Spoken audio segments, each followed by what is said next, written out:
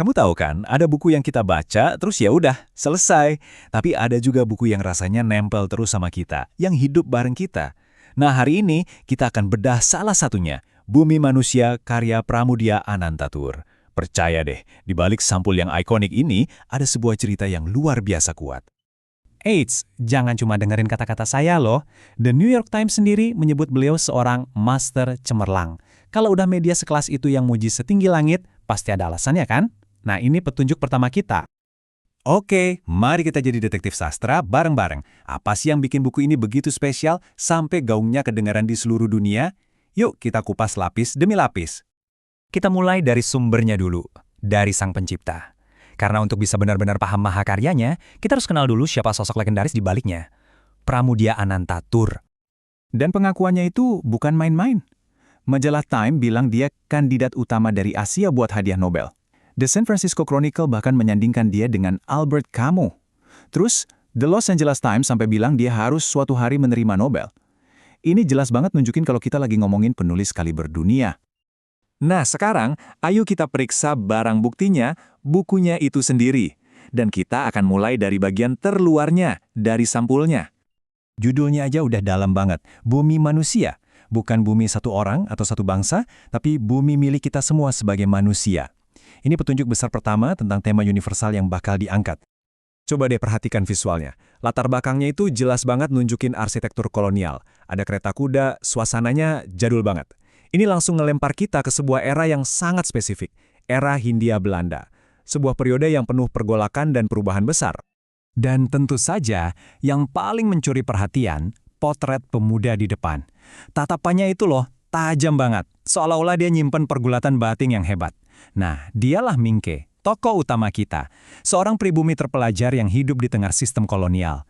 Dia seakan terperangkap di antara dua dunia. Dunia tradisionalnya dan dunia modern Eropa. Inilah inti dari konflik ceritanya.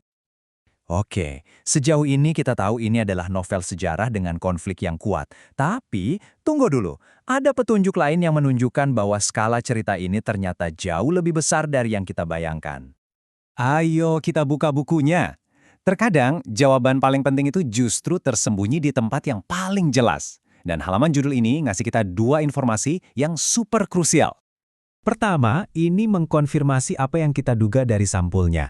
Tertulis dengan jelas, sebuah novel sejarah.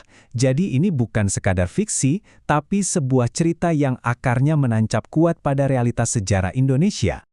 Dan ini dia kuncinya. Buku pertama dari seri 4 jilid.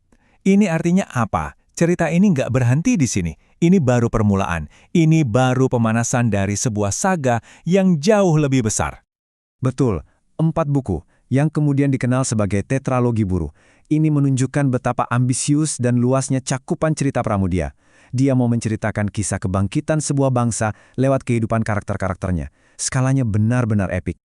Jadi, kita udah punya semua kepingan puzzle-nya nih. Penulis legendaris, latar sejarah yang kaya, konflik personal yang mendalam, dan skala cerita yang epik. Sekarang, ayo kita satukan semuanya buat menjawab pertanyaan utama kita. Kutipan dari USA Today ini benar-benar merangkum semuanya dengan sempurna. Walaupun ceritanya berlatar di Hindia Belanda, rasa kemanusiaannya itu begitu anggun dan universal. Sampai-sampai kita, dimanapun kita berada, jadi merasa langsung terhubung. Nah, inilah kesimpulannya. Bumi Manusia adalah sebuah mahakarya karena berhasil mengubah sebuah kisah yang sangat spesifik tentang seorang pemuda di era kolonial Indonesia menjadi sebuah cerita yang universal. Tentang perjuangan, cinta, ketidakadilan, dan pencarian jati diri. Inilah yang membuat kisahnya mampu melintasi semua batas, baik itu budaya maupun waktu. Jadi, pada akhirnya, keajaiban Bumi Manusia ini meninggalkan kita dengan sebuah pertanyaan yang mendalam. Bagaimana bisa sebuah cerita yang begitu terikat pada tempat dan waktunya sendiri bisa punya gaung yang begitu kuat di hati para pembaca di seluruh dunia, bahkan puluhan tahun kemudian? Mungkin jawabannya ada di dalam rasa kemanusiaan yang kita semua miliki bersama.